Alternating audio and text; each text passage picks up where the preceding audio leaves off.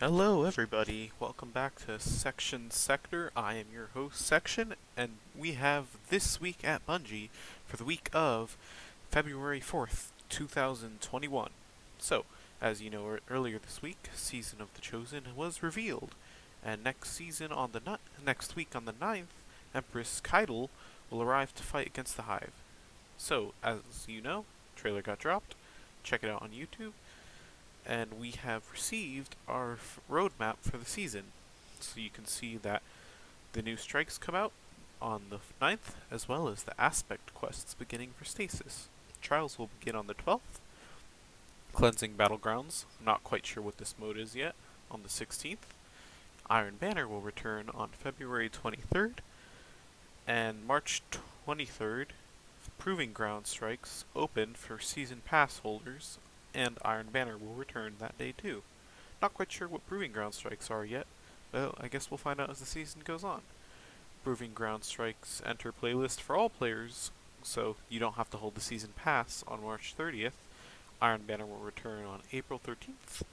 Guardian Games will begin April 20th to May 9th, and the closing ceremony will be May 7th to the 9th. Of course, there is more to follow.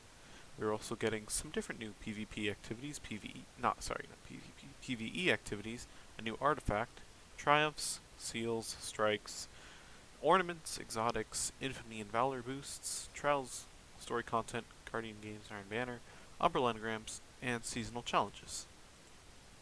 Continuing on down, Spoils of War. Season of the Chosen is delivering some shiny new things for you to collect. We already spilled the beans, as in Bungie, for the first time, weapons from D1 will return to Destiny 2.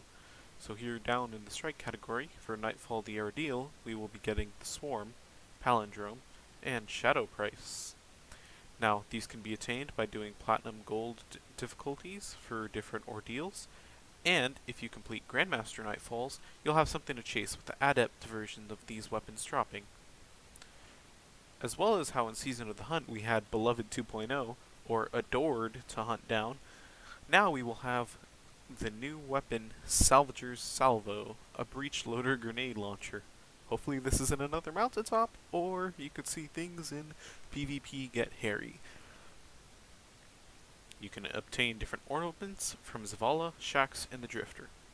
Trials of Osiris.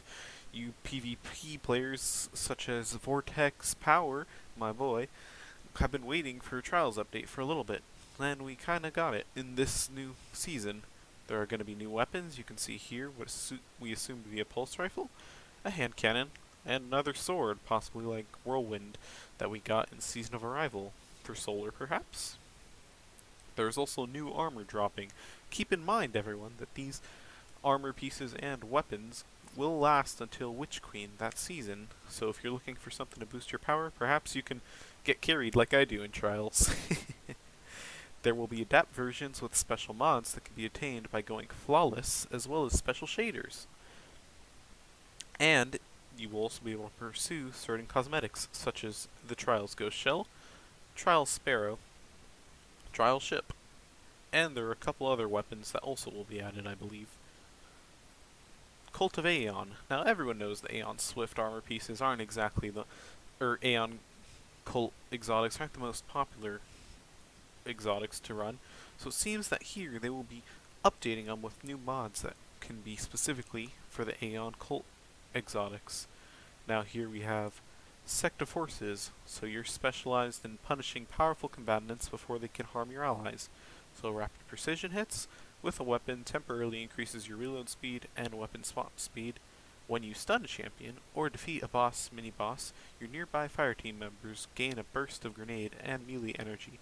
Aeon Cult allies who do not have the Sect of Force role equipped also gain a burst of super energy. So this seems like it would be more for boss hunting. This one, you specialize in empowering your allies and keeping them well supplied. And then a Sect of Vigor, you specialize in keeping your allies in the fight. So, something to look out for. Perhaps the meta will shift with this being added. And as previously mentioned in previous times, we have Catalyst Comeback. So here we can see that we will be getting back the Catalysts, Bad Juju, Izanagi's Burden, Sleeper Stimulant, the Huckleberry, Worldline Zero, Polaris Lance, Telesto, Legend of Acreus, and Skyburner's Oath in the coming season. Of course, unfortunately, we will not be getting the Whisper of the Worm and Outbreak Perfective catalysts. So if you didn't earn them before Rivals ended, sorry about that. You gotta wait a little longer. Prime Gaming will have its usual specials of different exotics you can earn, and their exotic ornaments, as well as a ghost and a sparrow special for it.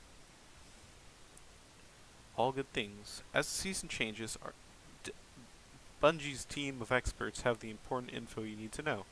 So here's their seasonal report. The season of the hunt ends on February 9th, and certain items within the Bungie store will no longer be available for purchase. Items in quest removal. As they announced last week and earlier this week, weekly bounties, strikes, crucibles, gambit, gunsmith, and crow will no longer be available next season. No reason to hold on to those. Crucible tokens and crucible token gifts will also be removed from the game. So spend them now or, well, sucks to suck. Memory fragments for stasis will also be removed. All crow bounties will be removed, and certain planetary material will be done away with due to vaulting of these. So you can see here, alkine dust, phase glass needles, seraphite, and simulation seeds. You will be able to turn these into the spider for glimmer. You will be able to save your Halo data for halobungie.net. Welcome everyone to go to their bungie.net profile and save their avatar to their computer, as Bungie is exploring options to allow them to upload to your profile in the future. And there are a couple more maintenance notes. Maintenance will begin at 8 a.m. PST on the 9th. It will be the maintenance players will be removed from activities. Destiny is brought offline at 8:45 PST. And at 9 a.m. PST, update will be available. Players will be able to log in, and maintenance is expected to conclude at 10 a.m. PST. Very standard. Here are some issues that will be resolved in this maintenance patch. The Crucible Valor and Gambit Infinity New Light quests can now be completed after resetting ranks. Ahamkara bones will now spawn in the Agonarch Abyss and Chimeran Garrison Ascendant challenge. Triumph's Lore of Luna, Wisdom of the Witch, Run the Gauntlet in Chimera's Garrison. The Altar of Sorrow bosses will rotate each day. Orsat public events in the Cosmodrome and some other yards will now count towards bounties. The lift tube in the Warden of Nothing strike will now open for every player. The boss from Insight Terminus strike will now always teleport away after scanning the Vex terminal. Lake of Shadows will no longer become blocked if players bypass trigger volumes. Sturm will once again reload any equipped energy slot weapon on kills.